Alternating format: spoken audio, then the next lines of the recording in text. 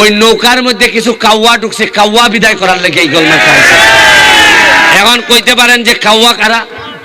কাউয়া হইল নামে কয় শেখ হাসিনার, নামে কয় আওয়ামী লীগ, আর কামে বাগানবাসীর 5,000 টাকার থেকে 2,000 মাইরা দেয়। কাউয়া কেটা জানেন? কাউয়ায় ভোটের সময় কয় আমরা নৌকা লই আইছি, তাড়াতাড়ি ভোট দাও, আর আপনারা কোন রাস্তা বানাই দিবাইনি, কয় দিমু, এরপরে আর 5 বছর কোনো খবর রাখেন, এরারে কয় কাউয়া। মাননীয় সংসদ সদস্য এ লাফালাফি বাড়াবাড়ি যে প্রধানমন্ত্রী বলেছেন, বক্তৃতা করেন, শেখ হাসিনার নামটা পর্যন্ত শালীনতার সঙ্গে উচ্চারণ করেন না। করেন হাসিনা হাসিনা, আমরা ছাড় দিচ্ছি, কিন্তু মনে রাখবেন বাড়াবাড়ি করলে ছেড়ে দেব। মাননীয় সদস্য জনাব সৈয়দ সাইদুল হক হবিগঞ্জ 4 সম্পূরক প্রশ্ন। স্পিকার, কালকে আপনারা ফেসবুকে দেখছেন নি 100 কোটি টাকা, 196 কোটি টাকা মাইরা 2 বেটি জার্গা কানাডা কোর্টে লই আইছে। আমি ভিডিও অন করিয়া কইছি ওই তখন বেটি 2 টাকা লই জায়গা, একদিনে 80 লাখ মানুষে দেখছে। ওই ওসি আছে একলা রমনা থানা, আর টাকা শহরই সম্পদ, কেউ মারতে না এর বিরুদ্ধে। আমি গিয়া কাগজ লিয়া গিয়া কইছি আমি ওসির বিরুদ্ধে দাঁড়াইছি, তার তদন্ত হোক, তার যদি সম্পদ পাওয়া যায় তার জেলে দেওয়া হোক। বাধ্য হয়েছে দুদক, দুর্নীতি দমন কমিশন আমার অ্যাপ্লিকেশনের উপর নিতে। আমার এই ওসি এমন কোন ভাবে নাই তদবির করছে না, প্রেসার পর্যন্ত আমারে দিছে। আরে আমি তো সোনারঘাট লিয়া খেলি না, আমি খেলি সারা বাংলাদেশের বিরোধিতা যারা করে এরার বিরুদ্ধে খেলি। আমি ওসিরে কইছি এটা ফেসারে খাম হইতো না রে ভাই, আমি সোনারঘাটের ফুলা, আমার সারা শরীরের মধ্যে মাংসের চেয়ে খুলজা বড়, সর্বোচ্চ মারবাই এমনি আমারে। আর যারা মারতায় না এরা কিটা বাঁচবো না তা সারা জীবন। যারা ডরায় না আপনারা, যারা কথা কইতে ডরায়, তারা কিন্তু আমার চেয়ে বেশি বাচ্চা লাগবে না। আল্লাহ যদি আমার হাত লেখকে দেখেন 1000 লোক আমার মারতে চাইলেও মারতে পারতো না। ভিতর থেকে কথা বার করুন, যারা 2 নম্বরই করে কথা বার করুন, নাইলে এমন বাঁচতা না। চা বাগানের শ্রমিকরা কইয়া ইসলাম যে আরে তোমরা আন্দোলন করো, যা লাগে আমি দিব খানি, 120 টাকা মজুরিতে এমনই মরবাই, তাহলে মরার আগে একটা আন্দোলন কইরা দিয়া মইরা দাও যাতে 300 টাকা হয়। উন্নয়ন আমি আপনারা একটা কথা কইয়া যাইতাম চাই, খালি আমার আর মরলে উনকা আর আমার কোনো দুঃখ নাই, একটুই কষ্ট লাগবো যদি উনকা মরি, আমার ছেলে মেয়ের লেগে কষ্ট লাগতো না। কষ্ট লাগবো যে আমি আমার সোনারঘাটটারে জায়গা মতো দিয়া দিতাম পারছি না। সর্বোচ্চ মারবাই এমনি আমারে, প্রতিদিন আমারে কইন তারা যে তোরা মারিলি বরে ফুট, তুই তো খালি সোনারঘাট তোর শত্রু না, তোর শত্রু হইল দুনিয়ার সব মানুষ, বেশিরভাগ নেতারা আমার শত্রু। এখনো সোনারঘাটের মিনিমাম 1 থেকে 150 ব্রিজ লাগে, এখনো ফুটপাড়ি দিয়া আপনার ফুটপাড় থেকে পশ্চিম পাড় পর্যন্ত আরো 3টা ব্রিজ লাগে, নাল মুখ লাগে। সোনারঘাটের যে ব্রিজটা এটা ফুরানো গেছে, এটা বদলাই নতুন করণ লাগে, একটা রাস্তা করণ লাগে। আপনার প্রতিটা রাস্তা বাঙ্গা সুরমার, একটা বা 2টা দিলেও আমি চালাই নিতে পারবো মাননীয় মন্ত্রী। ধন্যবাদ।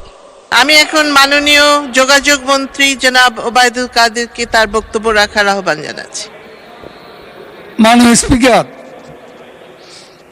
আমি মাননীয় স্পিকার, আপনিও বোধ ভুলক্রমে, আমি এখন যোগাযোগ মন্ত্রী নই, যেটা আমাদের বিরোধী দলের সদস্যরা, আমি সড়ক ও সেতু মন্ত্রী, সড়ক পরিবহন ও সেতু মন্ত্রী।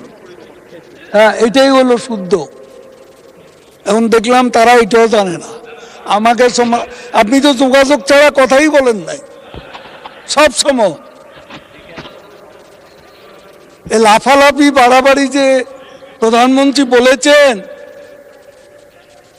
বক্তৃতা করেন, শেখ হাসিনার নামটা পর্যন্ত শালীনতার সঙ্গে উচ্চারণ করেন না। করেন হাসিনা হাসিনা, নেতা আন্দোলনের নির্বাচনের খেলা হবে এমনি বলিনি।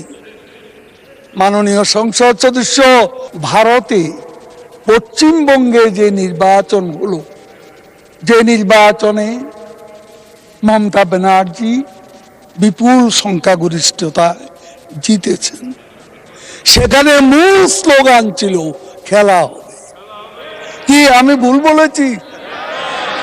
সেখানে শুধু মমতা ব্যানার্জি না, নরেন্দ্র মোদীও খেলা হবে দুর্নীতির বিরুদ্ধে, সন্ত্রাসের বিরুদ্ধে, এগুলো বলে বক্তৃতা করেছে। এটা কোনো হালকা বিষয় না। রাজনীতিতে এই পলিটিক্যাল হিউমার আছে, তো পশ্চিমবঙ্গে তো কেউ বলেনি এ কথা। আর আমি কালকে বাড্ডা 1.5-2 লাখ লোকের সামনে বক্তৃতা করছি, সারা মাঠ খেলা হবে বলেছে। তাহলে জনগণ তো এটাকে অপছন্দ করছে না, আপনি কেন করছেন? আপনার ভালো লাগে না, আপনি বলবেন না। আমি বলবো এটা একটা পলিটিক্যাল স্লোগান। পশ্চিমবঙ্গ ভারতে গণতান্ত্রিক দেশ, প্রাইম মিনিস্টার নরেন্দ্র মোদী এবং মমতা ব্যানার্জি মুখ্যমন্ত্রী, তারা এক্সচেঞ্জ করেছেন এই শব্দটাই বেশি, এই স্লোগানটাই বেশি। তাতে কিন্তু গণতন্ত্র হালকা হয়ে গেছে। জনগণ কি সেটা মনে করে? জিজ্ঞেস করুন।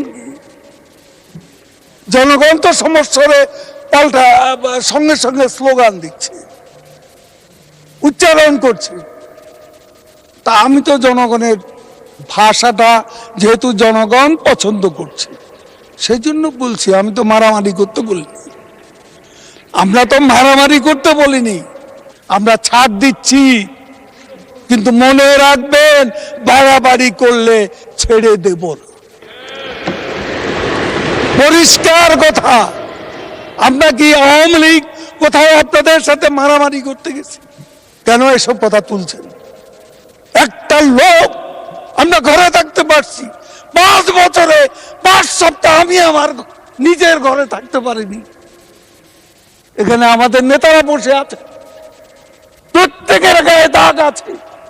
রাস্তা বেধড়ক পিটনি, মোহাম্মদ নাসিম মারা গেছে, সেই বয়স্ক ব্যক্তি আব্দুল সামাদ আজাদ আজকে নেই, এদেরকে পর্যন্ত হামলা করা হয়েছে। বাড়ি ঘরে থাকতে পেরেছি আমরা, সেটার বিরুদ্ধেই খেলা হবে। জয় বাংলা, জয় বঙ্গবন্ধু। ধন্যবাদ মাননীয় সড়ক পরিবহন ও সেতু মন্ত্রী জনাব ওবায়দুল কাদের, আপনাকে অসংখ্য ধন্যবাদ। শুনলেন তো দর্শক, কিভাবে সড়ক পরিবহন ও সেতু মন্ত্রী ওবায়দুল কাদেরকে বাঁশ দিল আমাদের প্রিয় ব্যারিস্টার সুমন ভাই। যেখানে অন্যায় দুর্নীতি সেখানেই ব্যারিস্টার সুমন ভাই তারই প্রমাণ দিল আজকে। হোক সে বড় এমপি মন্ত্রী, দুর্নীতি করলে কোন রক্ষা নেই। দর্শক, সেতুমন্ত্রী ওবায়দুল কাদেরের অসংখ্য দুর্নীতি সাধারণ জনগণ জেনেও চুপ করে বসে আছে, কারণ তারা কথা বললেই তাদের মেরে ফেলা হবে। আর সেই জায়গায় তাকে সামনে পেলে কিভাবে অপমান করছে ব্যারিস্টার সুমন ভাই। সত্যিই সাহসিকতার বীর পুরুষের প্রমাণ দিল আজকে। সুমন ভাই শুধু দুর্নীতিবাজদের বিরুদ্ধে রুখে দাঁড়ান তা কিন্তু নয়, তিনি সাধারণ জনগণের একজন বন্ধু বটে। এই জন্যই তো সাধারণ জনগণ তার নাম দিয়েছে মানবতার ফেরিওয়ালা। এই ব্যারিস্টার সুমন নিজের টাকায় করেছে অসংখ্য ব্রিজ। এমপি হওয়ার আগেই আপনি আপনার এলাকায় দেখাতে পারবেন এমন কোন এমপি রয়েছে যে নিজের টাকায় সাধারণ মানুষের জন্য কিছু করে? নিজের টাকায় কিছু করা তো দূরের থাক, সরকারের টাকাই তো খেয়ে ফেলে সব। সত্যি মানবতার ফেরিওয়ালা ব্যারিস্টার সুমন ভাই, তিনি বাংলার জন্য একজন ফাটাকেষ্ট, সত্য পথের পথিক। দর্শক সবাই ব্যারিস্টার সুমন এর জন্য দোয়া করবেন, তিনি যেন এইভাবে চোর এমপি মন্ত্রীদের ধোলাই করতে পারেন। ভালো থাকবেন, সুস্থ থাকবেন, দেখা হবে পরবর্তী কোনো ভিডিওতে। আর আপনি চ্যানেলে নতুন হয়ে থাকলে এখনই সাবস্ক্রাইব করে রাখুন।